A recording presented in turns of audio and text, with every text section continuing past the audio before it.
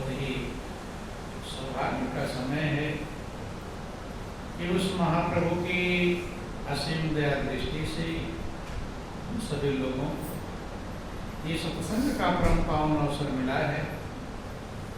वास्तव में जब भी ये समय मिले, मौका मिले, तो परमात्मा की बहुत बड़ी कृपा समझनी चाहिए, बहुत बड़ी दया समझनी चाहिए कि आज हमारे ऊपर प्रभु ने असीम कृपा किया है, जो सच्चाई को समझने का मौका दिया है। क्योंकि इस दुनिया में बहुत बड़े बड़े होशियार, बहुत बड़े बड़े विद्वान, डॉक्टर, फिलासफर, इंजीनियर आते रहे युगों से और जाते रहते हैं, लेकिन जीवन की सच्चाई को, जीवन की यथार्थता को बहुत कम लोग समझ पाते हैं। जल्दी ये समझ में आता नहीं, और वो बहुत भाग्यशाली होता है जिसको सच्चाई समझ में आ जाए। क्योंकि जिसने भी समझा उसने एक बात कही कि जिंदगी का एक लक्ष्य है उस परम सहारे को पकड़ लेना, प्रभु के सहारे को पकड़ लेना, जो सदा का साथी है, सदा का संगी है, सदा का हितैषी है, और सबसे बड़ा कृपालु और दयालु है, जहाँ धोखा नहीं, जहाँ शांति और आनंद है। लोगों ने प्रभु की भक्ति के लिए, आप लोग कहानियाँ सुनते हैं, राज्य पाठ छोड़ दिया, बेटा बेटी छोड़ दिया, घर मकान छोड़ दिया, क्योंकि वो जीवन की कीमत समझ चुके थे, जान चुके थे। लोगों ने एड़ी चुटी एक कर दिया, क्योंकि जो मौका आज मिला है ये कल भी रहेगा, है कुछ गारंटी नहीं। जो समय चला जाएगा फिर लौट कर आने वाला नहीं।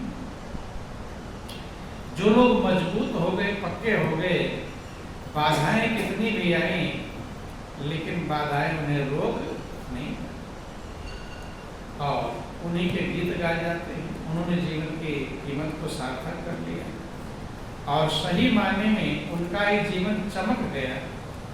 क्या हो गया? चमक गया। क्योंकि जो सत्य की तरफ चले गए उन्हीं का जीवन चमका है, आनंदमग्न हुआ है। भले देखने में लगता था कि वो परेशान है, लेकिन ऊपर अलग है और अंदर अलग। कभी कभी कोई व्यक्ति ऊपर से मुस्कुराता रहता है लेकिन अंदर में टेंशन में रहता है, तो दोनों अलग होते हैं। एक बार का जिक्र आता है कि पहले का समय था, इंग्लैंड का राजकुमार हो, राजा का लड़का, उसने अकबर का शासन था यहाँ भारत में, तो अकबर को पत्र लिखा कि आप के देश में सबसे सुंदर कौन है, सबसे सुंदर व्यक्ति कौन है। जब अकबर को पत्र लिखा तो अकबर ने विचार किया सबसे सुंदर कौन है, तो उनके एक प्रकार से नवरत्न कहे जाते थे, मंत्री जो भी समझ लीजिए, तानसेन भी पास में बैठे थे। तो अकबर ने तानसेन से पूछा कि भाई सबसे सुंदर कौन है।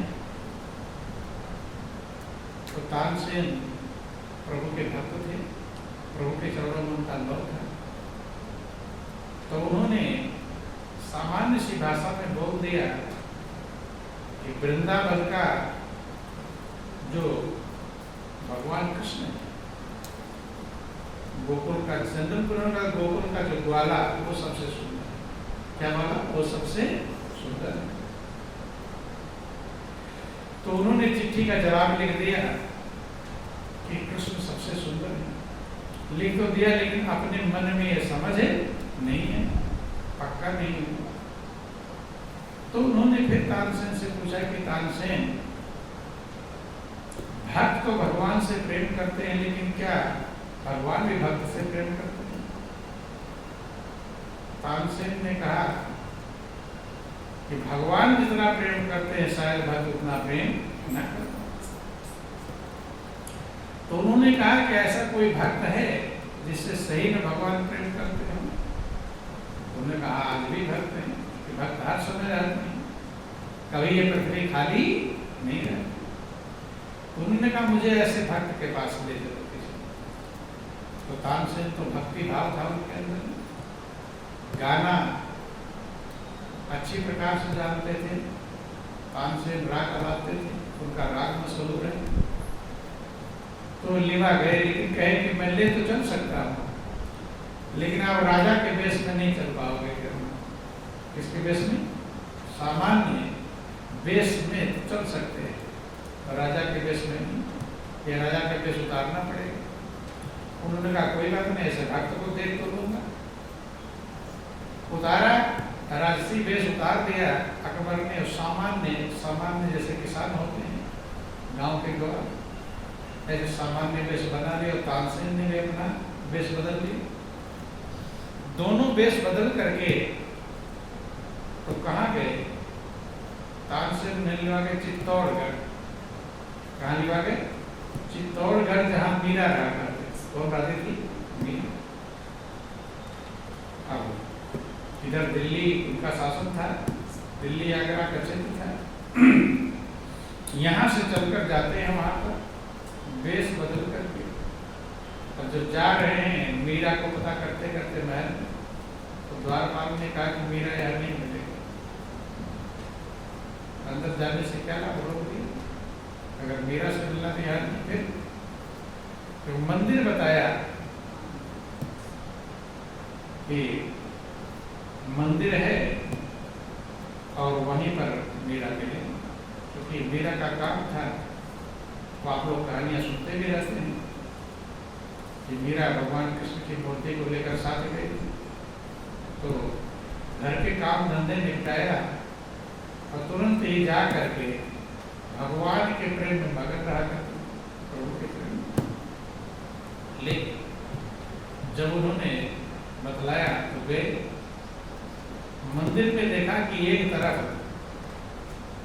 मीरा बैठी हुई है, प्रभु के प्रेम में आंसू निकल रहे हैं, आंख बंद है। तानसेन ने इशारा किया, अभी कुछ मत बोलना। अभी वो प्रभु के प्रेम में एक किनारे दोनों बैठ गए, देखते रहे। और थोड़ा दूर बैठे तो तानसेन ने सुनाने लगे। अकबर ने पूछा, ये यही है भगवान के भक्त? उनकी कहानी मीरा के अकबर नहीं पहचान पाए। तब समझाने लगे कि बचपन से ही इनका मन प्रभु के चरणों में है। और कहानी समझाने लगे कि इन्होंने शादी के समय, जब किसी की शादी गांव में थी और देखा कि दूल्हा आया है उसका, तो उन्होंने पूछ लिया मेरा दूल्हा कौन सा है? और माँ ने उनको इशारा कर दिया था इस मूर्ति की तरफ, भगवान कृष्ण। और तभी से इन्होंने अपना मन किसमें लगा लिया? प्रभु में लगा लिया। प्रभु को ही अपना पति परमेश्वर सब कुछ मानती है और उन्हीं के प्रेम में मगन रहती है। और तमाम चर्चाएं सुनाते रहे। कुछ देर बाद मीरा अपने प्रेम ध्यान से हटी, आंख खोला तो देखा कि दो लोग आए हुए, बैठने की जो व्यवस्था बैठे। तो तानसेन ने कहा कि अगर आप कहें तो मैं गिरधर गोपाल के लिए कोई भजन सुना दूं। तो उन्होंने कहा सुनाया। मीरा बहुत मगन हुई उस बात को सुन, और मीरा ने भी कोई भजन सुनाया। समझ में? तो मीरा ने जो भजन सुनाया, कहते तानसेन गाने में बहुत योग्य मशहूर हैं। तानसेन के गीत कहा जाता है, मशहूर थे, उस जमाने के योग्य थे। तो मीरा ने जो भजन गाया, तानसेन की स्वर और लहरी फीकी पड़ गई। क्योंकि गायक जो कलाकार होता है, एक स्वर और लहर को देखता है, और भक्त जो गाता है हृदय से गाता है, हृदय के भाव। भक्त गुजरा होता है, और जहाँ से गुजरा होता अनुभव करके गाता है। तो मीरा के जो गीत है ऐसे हुए कि अकबर के भी आंखों में आंसू आ गए। अभी तो सोच रहे थे ये कौन सा भक्त है जो रो रही है, नहीं सुन। लेकिन मीरा के गीत सुनकर ही अकबर के आंखों में आंसू आ गए, तानसेन के भी आंखों में आंसू आ गए। कि सही में प्रभु का भक्त ऐसा होता है जिसका कोई वर्णन कर सकता नहीं। पद खत्म हुआ तो अकबर कोई मोतियों का हार था, माला जो भी रही वो देना चाहे, मीरा ने मना कर दिया कि इसकी कोई जरूरत नहीं। अब अकबर देना चाह रहे थे तो उन्होंने कहा भगवान को चढ़ा दो, भगवान को चढ़ा दी। और जब भगवान को मोतियों की माला चढ़ा दी गई, अब जब लोग देख रहे, लोग आते थे देखते थे, तो धीरे धीरे खबर कहाँ पहुंच गई, राज्य घराने में पहुंच गई कि जब मोतियों की जब माला है सामान्य आदमी तो मोती की माला ना नहीं सकता, इसका मतलब मीरा से मिलने राजा महाराजा भी आते हैं, नहीं समझे। तो धीरे धीरे करके उसका उल्टा फैल गया कि मीरा से मिलने के लिए कोई राजा आता है, समझे, इसीलिए इसका मन घर में लगता जैसे व्यवस्था है, और धीरे धीरे उल्टा पहुंचा। तो आप लोग कहानियां सुनते रहते हैं, धीरे धीरे लोगों ने अत्याचार चालू कर दिया और खानदान वालों को, और फिर उस मूर्ति को भी यहाँ तक दिख रहा था कि मूर्ति को उठाकर तालाब कर फेंकवा दिया गया। मेरा जन्मस्थिति में मेरा बहुत दुखी हुई, लेकिन जिक्र आता है कि जब भक्त का भाव सच्चा होता है तो प्रभु हमेशा उसके संग रहते हैं, ये सबसे बड़ी कीमत है। भक्त का दुनिया में अपना कोई नहीं होता, लेकिन एक होता है, वो परमात्मा होता है। और जिसका दुनिया में सब कोई होता है लेकिन भगवान नहीं होता, उसका सही में कोई भी नहीं होता। ध्यान देना, जब बहुत दुखी हुई तो जिक्र आता है कि उसी समय संजोग के संत रैदास से भेंट हो गई। तो कहानियां कई बार आप लोग सुनते रहते हैं कि मीरा के महल के पास कोई बगीचा था, बगीचे में देख रही कोई साधु संत लकड़ियां इकट्ठा कर रहे हैं, खाना इत्यादि बनाने के लिए कोई ठहर गया हो। तो मीरा के मन में विचार आया है, विचार कि क्योंकि अकल नहीं समझ में आ रहा मैं क्या करूं, ये समझ में आ करूं तो क्या करूं, कैसे प्रभु की भक्ति करूं। तो मीरा ने विचार किया कि मुझे संत से जो बागीचे में ठहरे हुए उनसे कुछ रास्ता लेके, सामान्य आदमी जा सकता है, महल की रानी है, रानी कहीं भी जाएगी, सेना फौज नौकर चाकर दास दासियां सब जाएंगे, मीरा कैसे जा सकती है। तो जो भी व्यवस्था दिख रहा है तब अनेक प्रकार का वर्णन आता है, कहीं कहीं वर्णन आता है कि उसने भोजन में भाग इत्यादि की व्यवस्था की, खुद खाना बनाया, दास दासी भी खुश हो गई। अब जो द्वारपाल का सब सो गए तो दासी का वस्त्र पहनना है, किसके वस्त्र, दासी जाती है। संत सो रहे थे, चरणों में जैसे प्रणाम किया, संत जग गए, थोड़ा उल्टा भी लगा, लेकिन जब उनके सच्चाई को समझा मीरा तब उन्होंने ज्ञान दिया, क्या दिया, ज्ञान। अब जो मूर्ति तो छूट गई, लेकिन अब क्या मिल गई, सूरत, जब प्रभु की सूरत मिल गई, अब प्रभु मगन रहने लगी। पहले तो वैसे मगन थी और अब सच्चाई मिल गई, अब मीरा इतनी मगन रहने लगी कि घर वालों को तो पहले ही विरोध था, राजघराने को। अब जब छोटी बस्तियों में चूंकि संत महापुरुषों के लिए सब बराबर होते हैं कि नहीं कोई ऊंचा जग में, नहीं कोई नीचा, और एक बागबान ने सबको प्यार से है सींचा। आत्मा का रूप एक, कोई ना पराया, कोई पराया नहीं है, और पराया समझने वाला ही धोखा खाता है, ये ध्यान में। अपना और पराया यही मनुष्य के मोह का कारण है, और मोह ही सारे दुखों की जड़ है, इसी को माया कहते हैं। जो अपना पराया में भेद जितना ज्यादा रहता है उतना ज्यादा मनुष्य दुखी होता है। भगवान राम ने लक्ष्मण को समझाया कि लक्ष्मण माया और कुछ नहीं, न धन दौलत माया है, न बेटा बेटी माया, न कार कोटी, कुछ माया नहीं। माया सिर्फ है जो अपना पराया का भेद कि मैं अरु मोर तोर तय माया, और जय बस कीने जीव निकाया। ये मेरा तेरा है, मेरा के प्रति मोह और दूसरे के प्रति साधुस, दूसरे के प्रति दूरी, अपने के प्रति लगाव, ये जो है मनुष्य के अंदर जम जाता है। और इसी से मनुष्य धोखा खाता है। क्या खाता है? अपनों ने उन्हें बहुत सताया और कहानियां आप लोग सुनते रहते हैं कि उनको सांप का पिटारा भी भेजा गया, गहने का पिटारा समझकर मीरा को काटने मारने का प्रयास करने लगे, जहर का प्याला दिया गया।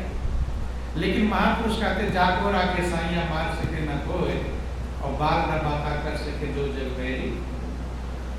तो मीरा ने जब समझ लिया कि महल वालों के लिए मैं बहुत एक प्रकार से दुश्मन की तरह जो मारने का प्रयास कर रहा हूँ, क्या है, दुश्मन ही है, दुश्मन की तरह हूँ और उनको भी टेंशन चिंता है।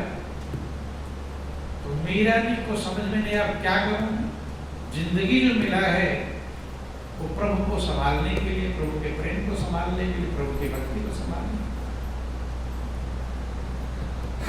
जब मीरा को कुछ नहीं समझ में आया तो मीरा ने कहीं तुलसीदास से संपर्क उनको एक पत्र लिखा। क्या लिखा? पत्र कि घर वाले मुझे प्रभु की भक्ति जिसके लिए जिंदगी मिली है वही नहीं करने दे रहे हैं, मेरा एक एक पल अनमोल दर्द चला जा रहा है, मोह को कहा उचित है करे। कहते मेरे लिए क्या उचित है, एक पद के माध्यम से लिख कर भेजा, मेरे लिए क्या उचित, मैं क्या करूं, मेरा जीवन बेकार हो रहा है और घर के जितने भी हैं सब विरोध करते हैं, भक्ति भजन बाधा रोकते हैं, जो मेरे जिसके लिए भी जिंदगी के लिए जो जिंदगी का सार है वही छूटा जा रहा है, अब क्या करूं। तो तुलसीदास ने मीरा को पत्र लिखा था कि जाके प्रिय न राम वैदेही, जाके प्रिय न राम वैदेही, जाके प्रिय न राम वैदेही, जाके प्रिय न राम वैदेही, तजिए कोटि बैरी संग, तजिए कोटि बैरी संग, यद्यपि परम स्नेही, जाके प्रिय राम वैदेही, जाके प्रिय राम वैदेही। तुलसीदास ने लिखा था कि जाके प्रिय न राम वैदेही, तजिए ताहि कोटि बैरी संग। जिसको प्रभु प्यारे का वो करोड़ दुश्मन के समान उसे तज दे। क्यों? क्योंकि जीवन प्रभु के लिए, प्रभु ने जीवन दिया। आगे उन्होंने तुलसीदास ने उदाहरण लिखा, तजेव पिता प्रहलाद विभीषण बंधु भरत कहता है। पिता कितने प्रिय होते हैं, लेकिन जब प्रहलाद के पिता हिरण्यकश्यप प्रहलाद की भक्ति में बाधा डालते कहते हैं तो प्रहलाद ने अपने पिता को तज दिया, अर्थात पिता के मार्ग का अनुसरण नहीं किया। तजने का मतलब ये नहीं छोड़ छाड़ के भागे, तजने का मतलब पिता के मार्ग के अनुयायी नहीं बने, सत्य के मार्ग, पिता असत्य मार्ग पर जा रहे थे, असत्य का मार्ग नहीं पकड़ा, सत्य का मार्ग। क्योंकि भागवत में वर्णन आया कि वही पिता पिता है, माता माता है, भाई भाई है, पुत्र पुत्र है, बेटा बेटे, पुत्री पुत्र, वही सगे संबंधी हैं जो प्रभु के मार्ग में सहयोगी बन जाए। क्या बन जाए? सहयोगी। और जो विरोधी बन जाए, रोके, तो सही में वो प्रिय नहीं। रामायण में यही वर्णन आया, बोलिए प्रेम से सुखदेव महाराज की। कहते हैं वही अपना है, सन्मुख होए जो राम पद करे न सहसा है।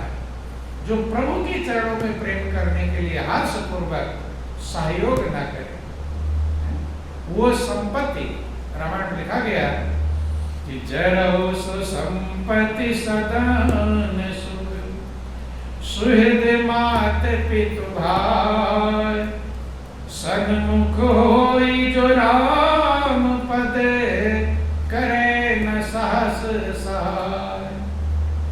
जरे सो संपत्ति, वो संपत्ति जल जाए, जल जाएगा मतलब बेकार है, उसकी कोई कीमत नहीं। सदन, सदन का मतलब मकान, बिल्डिंग। सुख, वो सुख बेकार है। जरे सो संपत्ति सदन सुख, सुहृद, सुहृद का मतलब प्रिय, मित्र। मात पिता भाई, माता पिता भाई, कौन से जल जाए।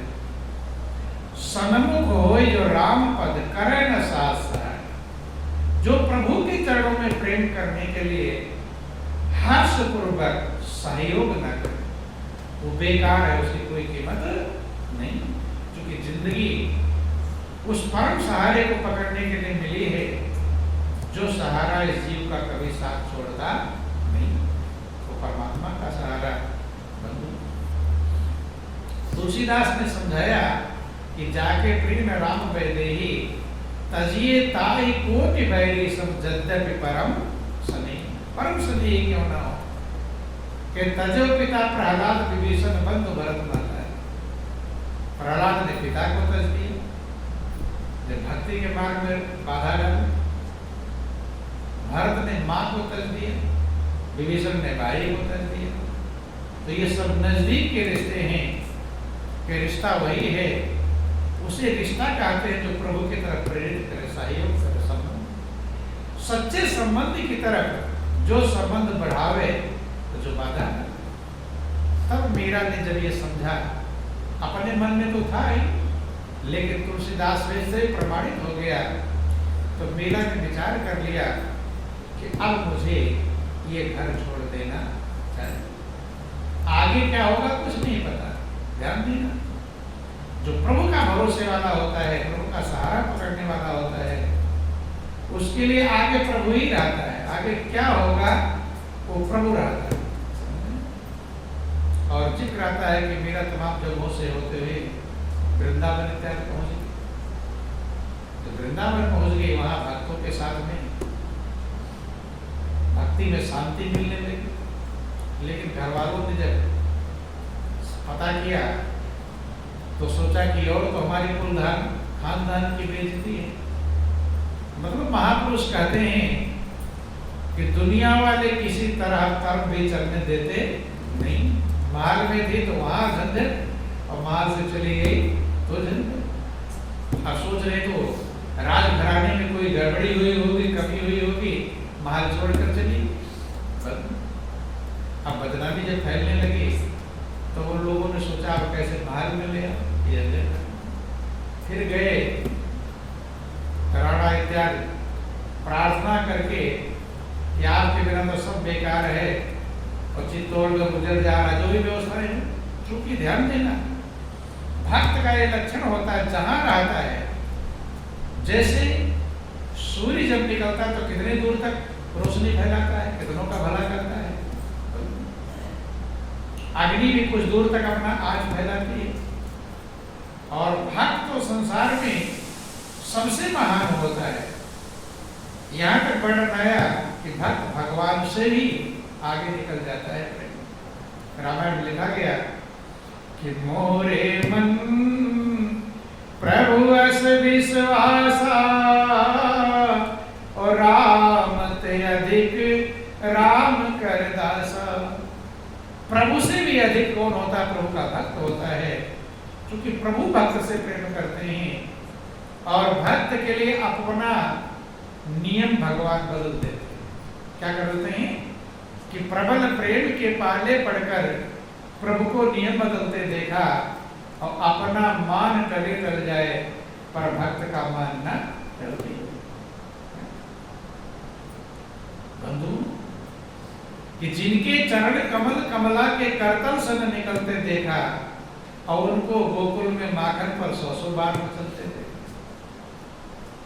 अपना मान टले, भगवान अपने नियम को तोड़ देते। तमाम जगहों पर आपने सुना होगा कहानी। अब महाभारत के तो भगवान कृष्ण ने प्रतिज्ञा किया था कि मैं हथियार नहीं उठाऊंगा। ये प्रतिज्ञा भी अपना तोड़ दिया, किसके लिए? भक्त के लिए। भगवान तो कहते मैं तो हूँ भक्तों का दास, भगत मेरे पकड़ मरी, भक्त का मैं दास बन जाता। तो ध्यान देना, प्रभु भक्त से इतना प्रेम करते हैं, भक्त उसका थोड़ा भी अगर लव लगा ले तो कहां से कहां पहुंच जाएगा, इसका वर्णन किया जा सकता नहीं। लेकिन भक्त चूक जाता है, मौका मिलता है, मौके को गंवा देते हैं, चूक जाते हैं भक्त। अब गए प्रार्थना करके, तमाम सारे लोग आए थे, प्रार्थना इत्यादि करके, और मीरा को फिर लेवा लाए, ले आए वापस, आ गए। लोगों के, क्योंकि भक्त का हृदय दयालु होता है, लोगों के दुख ये कह करके लाए कि सब तुम्हारे कारण से दुखी हैं, तो दुखी ना हो इसलिए गई थी। और जब गुरु वृंदावन बिहारी लाल की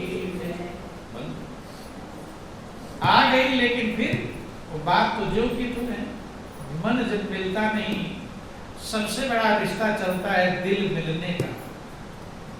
दिल अगर मिलेगा, दिल मिलेगा मेला जो आप लोग कहते हैं, दिल नहीं मिले तो दिक्कत है बंधु।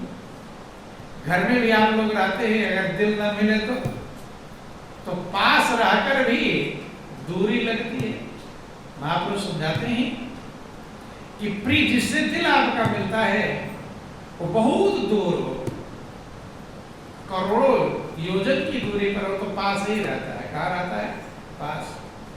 कि 100 योजन साजन बसई, मानो हृदय मझार, और कपट स्नेही आंगने, 7 समुंदर पार। साजन मन जो प्रिय है, जिसको देखकर हम सज जाते हैं, हृदय सज जाता है, हृदय खुश हो जाता है, उसे कहते साजन। क्या कहते हैं? साजन, सज है।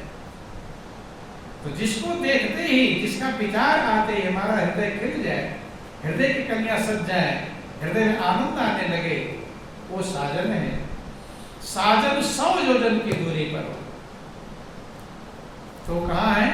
हृदय में ही, वो दूर नहीं।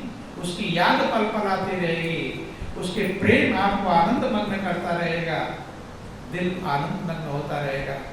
और कपट स्नेही आंगने, और कपटी प्रेमी आंगन में हो, घर में हो, 7 समुंदर पार। वो 7 समुद्र के पार है, मतलब वो दूर ही है। क्यों दूर है? दिल नहीं मिलता तो दूर ही है बंधु। मीरा पहुंच तो गई महल में, लेकिन दिल मिलने वाला नहीं। मीरा का रास्ता सत्य की तरफ है और लोग असत्य की तरफ, दुनिया को दिखावा करना है। दुनिया वाले दिखावा पसंद करते हैं बंधु, इसलिए दुनिया वाले दिखावा में सब कुछ करने को तैयार है और सत्य में कुछ करने को तैयार नहीं बंधु। वहां भी चैन नहीं, वहां तमाम सारी बाधाएं, झंझट आने लगा। लास्ट में मीरा चली गई द्वारिका की तरफ, और द्वारिका की तरफ चली गई, वहां अपने भजन भक्ति, क्योंकि भक्त तो एक एक पल प्रभु की याद में बिताना चाहता है, और दुनिया उसके लिए बाधक बन जाती है। क्या बन जाती है? अब जब मीरा सही में चली गई, दिल से चली गई, उसने ठान लिया कि मुझे लौट कर आना नहीं। तो यहाँ उस समय मुगलों का शासन था, मुगलों ने चढ़ाई कर दिया चित्तौड़गढ़ पर।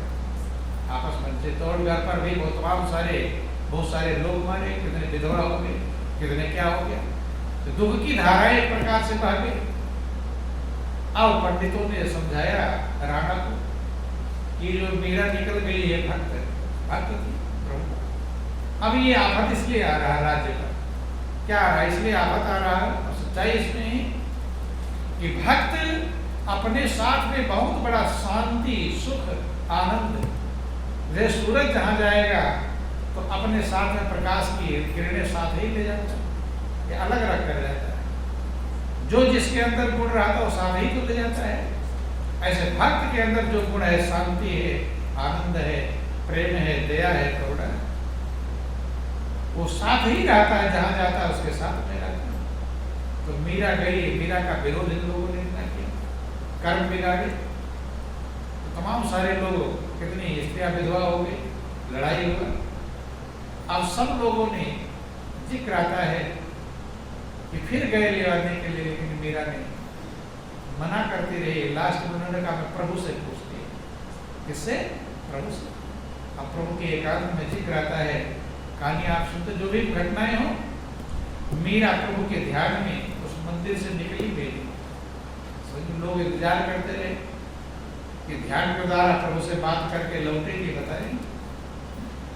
लोगों ने जब खोला दरवाजा तो जिक्र आता है कि वो उसी मूर्ति में समा गई। जो ही उस समाधि में अपने शरीर को छोड़ दिया और वहां कुछ मिला नहीं, वही मिला पल्लू, आंचल का जो ही पल्लू होगा।